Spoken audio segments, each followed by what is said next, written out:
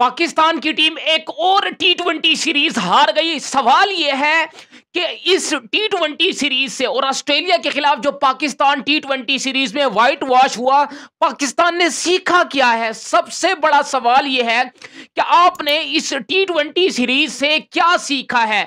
आप लोग आगे चल के पाकिस्तान में टी20 क्रिकेट का फ्यूचर क्या है, ये सबसे बड़े दो तीन सवाल हैं जिसको आज कोशिश करते हैं सॉल्व करने की। क्योंकि हर वो सवाल जो इस वक्त फैंस पूछ रहे हैं वो बेसिकली टी20 क्रिकेट से रिलेटेड है कि पाकिस्तान टी20 क्रिकेट में फ्यूचर में किस तर्ज की क्रिकेट खेलेगा और फैंस क्या चाहते हैं।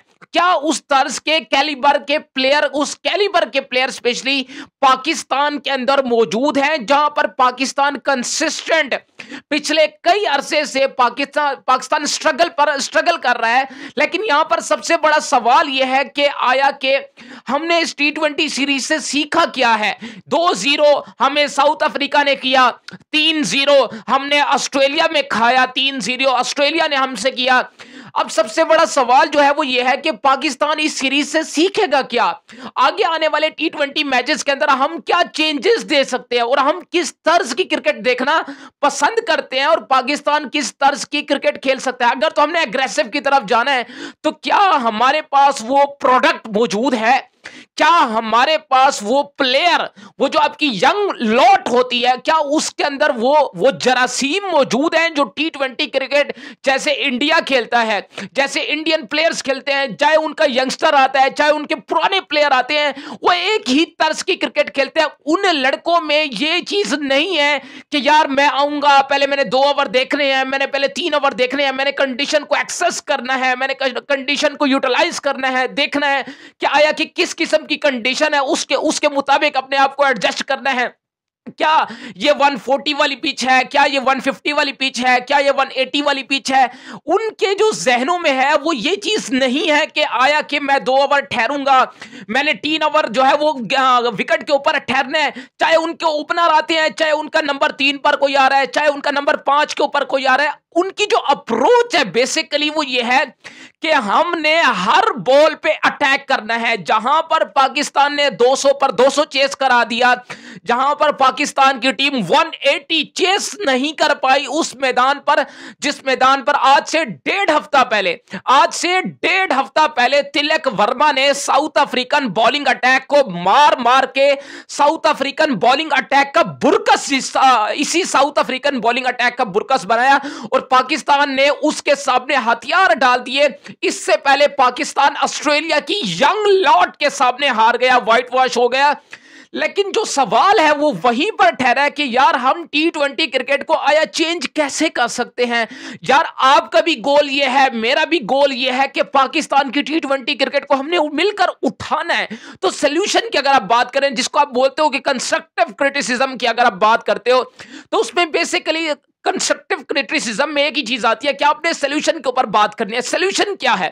ओपनिंग में सबसे बड़ी प्रॉब्लम है कि बाबर और रिजवान, क्योंकि वो शेल में चले जाते हैं, उनकी माइंड से या उनको ये सीखना है। अब 600 टी20 मैचेस खेलने के बाद क्या उनको ये सीखना पड़ेगा, क्या उनको ये कोई और जाकर बताएगा कि भाई ये आप दुनिया क्रिकेट का अंदाज नहीं है कि आप जाओगे और आपने जनाब टी20 क्रिकेट में पहले 2 ओवर देखने हैं, पावर प्ले को आपने देखना है, 13-14 बॉलें आपने लेनी है, फिर उसके बाद आपने जो है वो थोड़ा सा चार्ज करना है।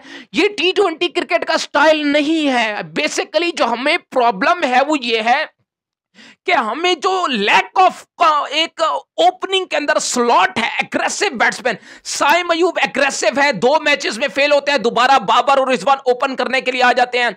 अगर साइम अयूब फेल हो रहे हैं तो मेरा सबसे बड़ा सवाल यह है कि भाई ओपनर को रिप्लेस करे।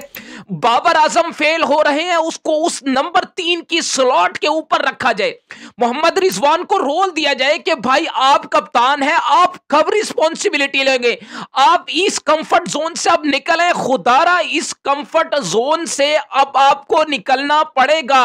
अगर इस कंफर्ट जोन से आप नहीं निकलेंगे तो पाकिस्तान की टी20 क्रिकेट आइंदा आइंदा आने वाले वक्तों में नहीं कोई देखेगा, फैंस इंटरेस्ट लेना छोड़ देंगे। यह आपको बहुत बड़ा मसला है जिसको सॉल्व करने की पाकिस्तान के मीडिया को, पाकिस्तान की सिलेक्शन कमेटी को, पाकिस्तान क्रिकेट बोर्ड को, इन सब को मिल बैठकर जो बात करने की चीज है वो ये है कि यार आप कहां पर स्ट्रगल कर रहे हैं, आप किसको कैसे मार पड़ रही है आपको समझ नहीं आ रहा।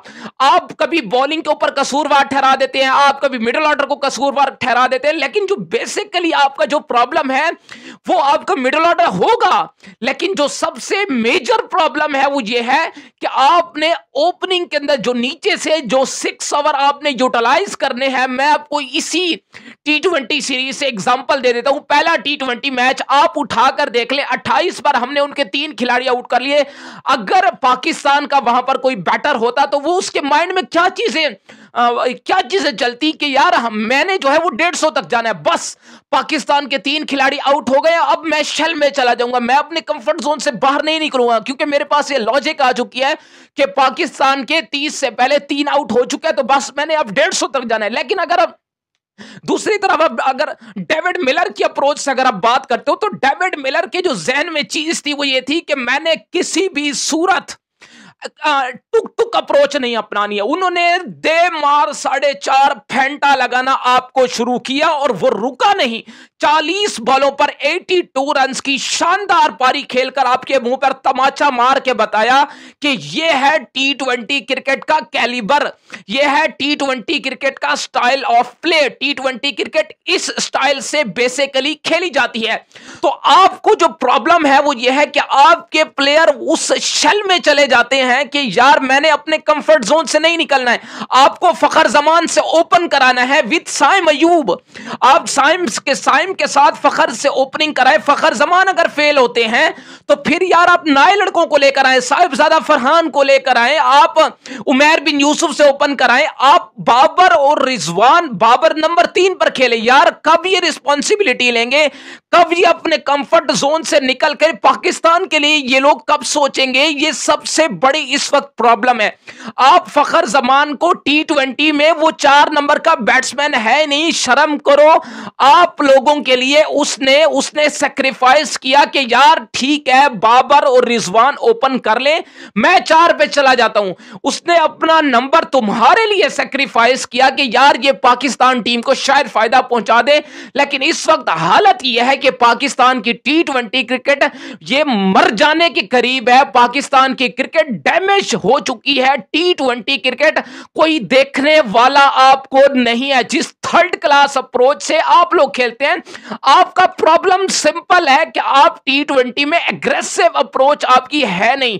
साइम अयूब विद फखर जमान, यार ये एक एक्सपेरिमेंट आप करके तो देखो।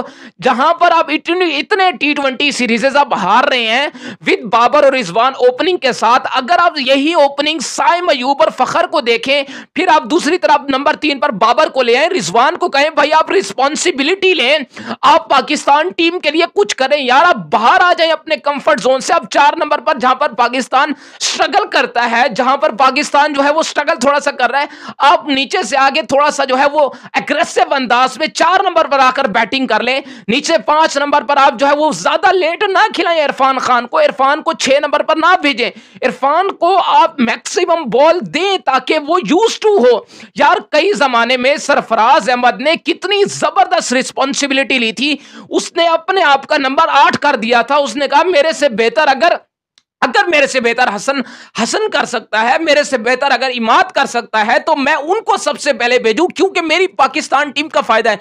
अब खुदारा रिजवान को भी इसी तरीके का एक रोल अदा करना है। अगर आपने अपनी T20 क्रिकेट को आखिर उठाना है तो, और उठाना पड़ेगा। अगर ये लोग कुछ, इनको अगर थोड़ी सी हया है, अगर T20 सीरीज से ऑस्ट्रेलिया के खिलाफ, साउथ अफ्रीका के खिलाफ अगर अपने हार से कुछ सीखा है तो वो सिंपल है कि आप साइम और फखर को लेकर आए T20 में, इन दोनों से ओपन कराएं। Babar at number 3, Rizwan at number 4, Irfan at number 5। ये आपके टॉप 5 हो, इनको इसी नंबर के ऊपर अगले 2 सालों में 2026 के T20 वर्ल्ड कप तक इनको खिलाएं।